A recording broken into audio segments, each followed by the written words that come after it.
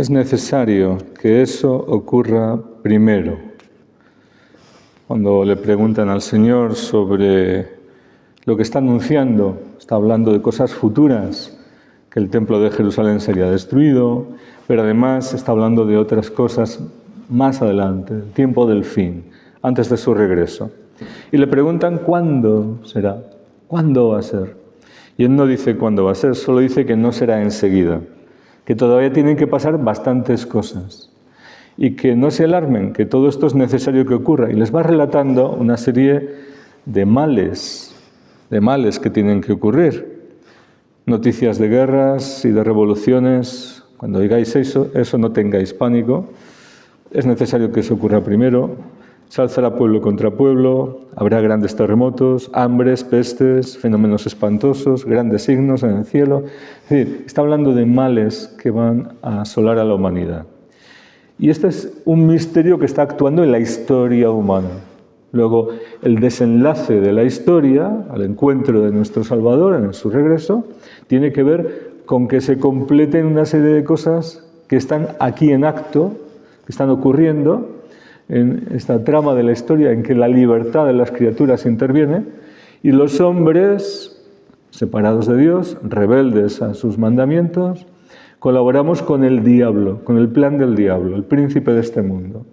Y esto es el desarrollo del misterio de iniquidad, el misterio del mal en el mundo.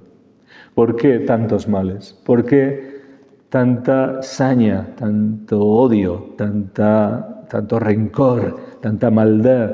¿Por qué no hay compasión? Parece que se actúa a veces, en algunas instancias, una frialdad, con una dureza de corazón, sin medir el sufrimiento que se causa o queriendo provocar ese sufrimiento.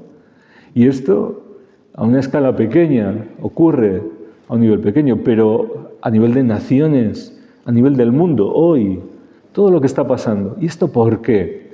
Pues no es solo el egoísmo de los hombres, no es solo los intereses mezquinos Bien, sabemos que detrás de las guerras hoy hay grandes intereses, como siempre ha habido, pero hoy está el gran negocio de la guerra, de la economía que se basa en el armamento y en la reconstrucción después de la destrucción, etc. En el cambio de un escenario mundial, geoestratégico. Bien, todo eso está ahí, pero hay algo más. Eso solo no explica tanto mal.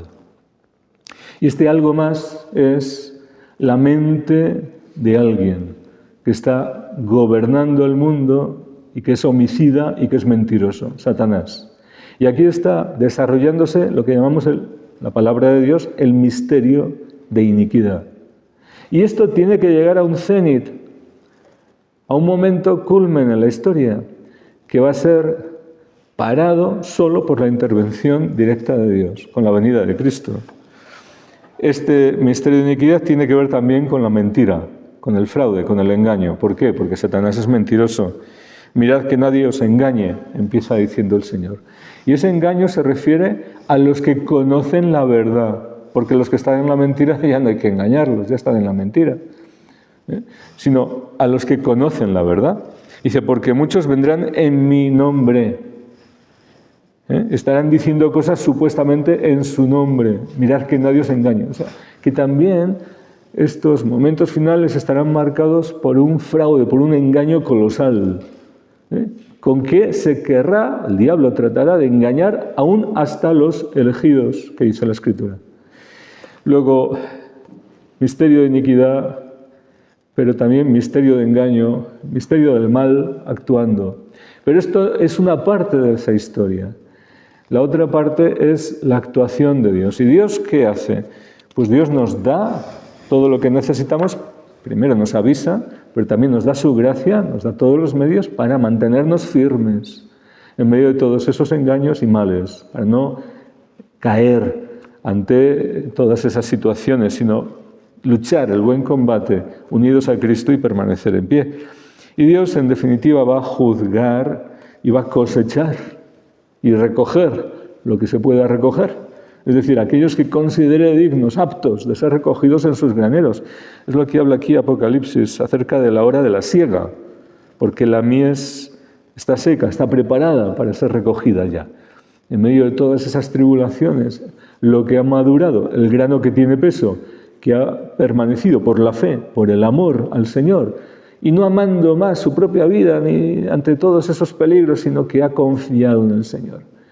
Ese grano es recogido en los graneros de Dios.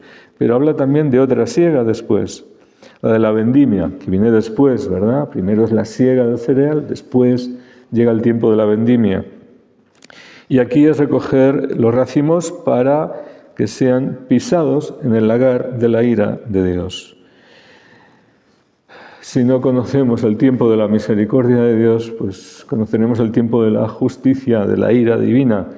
Y no hay que temer tanto a los hombres, ni al diablo siquiera, sino temer a Dios, para no hacer otra cosa que estar unidos a Él, hacer su voluntad. No hay que temer, ni hay que llevarse a engaño, sino no agarrándose a las cosas de este mundo, no quedará piedra sobre piedra, confiar en los bienes eternos y esperar de los cielos a nuestro Salvador, a nuestra justicia. Así sea.